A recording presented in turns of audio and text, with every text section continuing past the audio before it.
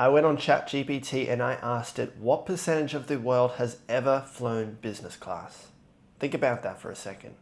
How many friends and family members have you ever spoke to who have just come back from a trip and they said that they went there in a comfortable, lie-flat business class seat? Very few. I can probably count on one hand how many different people I've spoken to who have said that they've ever experienced business class. Do you want to know the answer? Less than 1% of the world have ever flown business class. I think that's crazy because flying in economy, especially for long-haul trips where you're traveling over 10 hours, is very uncomfortable. You're stuck at almost 90 degrees for 15 hours. You're in the same row as 12 other people and you've got a seat right in front of you. They're going to move that seat back to recline just to get a bit more space, and now you have a seat just a few inches away from your forehead. Why has it become the norm that the standard for airline travel is that we have to take these really little cramped up seats, pay the airline thousands of dollars to fly economy, and dread that whole experience? I guess it makes sense why the business class seats are so expensive. In a typical international business class cabin, you'll find one chair right next to the window side, and then you will have direct aisle access. And then you've probably got enough space for 2 rows of economy that you get in the business class. So essentially you're taking up 6 economy seats for your 1 business class seat. If you do the maths, if they're charging about $1,000 to go from Australia to the USA in economy, and you're taking up 6 seats, add a bit of fat in there, you're probably roughly around what they are charging for that business class seat. Now, what I find crazy is that for any sort of long-haul international business class trip, they're charging thousands of dollars, somewhere between $6,000 to $10,000 for that one-way seat. This is crazy money to pay because maybe you can get a deal where instead of paying $6,000 per way, maybe you found a really good deal where it's about $6,000 or $7,000 for a return trip. So you're getting business class both there and also coming home, but that is still a lot of money to pay.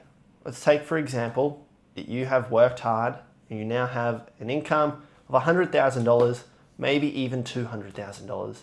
By the time we factor in taxes on that $200,000 income, you're now left with half, meaning you're getting $100,000 every single year, $2,000 every single week, and you're expected to pay $6,000, $7,000 just for flights. You haven't even started your holiday, you haven't even landed in the country yet, and you're already paying multiple weeks of your wage just to afford this holiday. Let alone if you're paying for a partner, or if you also have kids as well that you have to fly with, you could be paying 10 weeks of your annual salary just in flights in order to fly comfortably. The reality is, even if you're on a good income, for example, $200,000 every single year, it's just not realistic to be doing multiple trips every single year when you're paying for yourself and a partner or even kids to fly comfortably in business class when you're paying with cash. So what's the alternative? Well, many people are going to frequent flyer points. Frequent flyer points are a fantastic way to try to bypass this. So instead of paying thousands of dollars with cash, you can pay it for hundreds of dollars. Now, if you do need help using your points, link in bio, but there is one problem with this, and that is that the airlines are a company and they are in the business of making money. So the airlines, let's take for example, Qantas Frequent Flyer program, they have this loyalty program to help reward loyal customers. But the problem with this is that these airlines have hired the very best people in the world to ensure that this loyalty program is running profitably. These airlines use every single tactic in the book to ensure that to customers, it looks like this loyalty program is the key to flying business class around the world and getting the flights that they want. But in reality, if you jump onto the Qantas website, you'll see it's very easy to redeem your points on Jetstar, economy, maybe even Jetstar business class flights.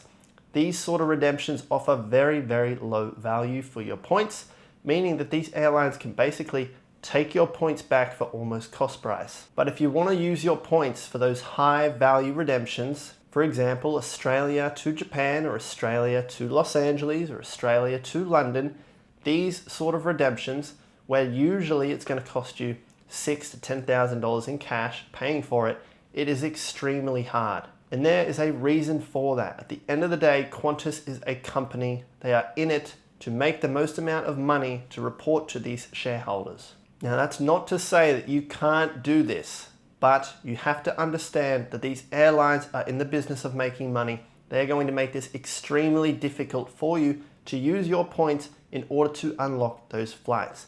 That's the reason why the Qantas website constantly crashes. It's the reason why it's so hard to navigate. It's the reason why the multi-city search tool is a great search tool to use, but it's so confusing. Why is it called the multi-city search tool when instead you can use that to book one-way flights and you can see a whole calendar month all at once? All these little things are made just to throw you off, to make it hard for you to use your points, so you give up to try to find those high value redemptions and instead use them on flights that are easily available. For example, Brisbane to Bali with Jetstar, where you're getting very low value redemption for those points. Now, you shouldn't give up. It's definitely possible to book these high redemption values, these business class, lie flat seats anywhere around the world.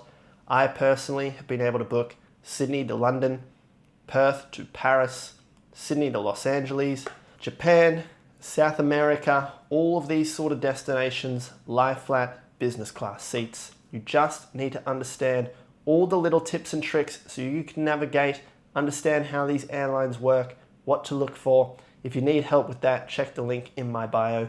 In there is a solution to flying business class.